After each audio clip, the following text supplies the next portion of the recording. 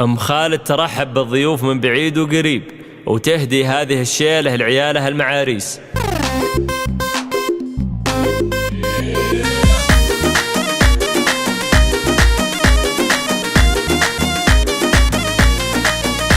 يا مرحبا بضيوفنا عد الأمزان، أهل الكرم والطيب وأهل الحمية، باسمهم خالد يا هلا والفرحان، هلا هلا بأهل الوجيه الرضية، باللي حضر هلا بقرايب وخلان، واللي بعيد الدار يا حي حياه. اليوم خالد علمها بالكربان، اليوم خالد مهنا بنت زياه، اليوم خالد علمها بالكربان، اليوم خالد مهنا بنت زياه.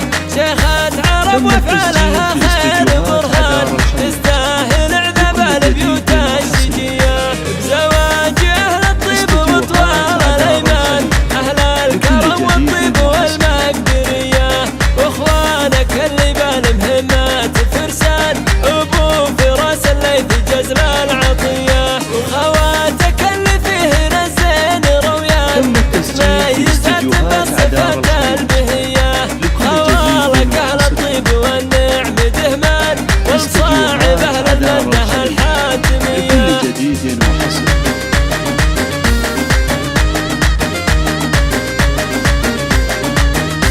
يا مرحبا بضيوفنا عد الأمزان، أهل الكرم والطيب وأهل الحمية، باسمهم خالد يا هلا والفرحان، هلا هلا بأهل الوجيه الرضية، باللي حضر هلا بقرايب وخلان، واللي بعيد الدار يا حي حياه.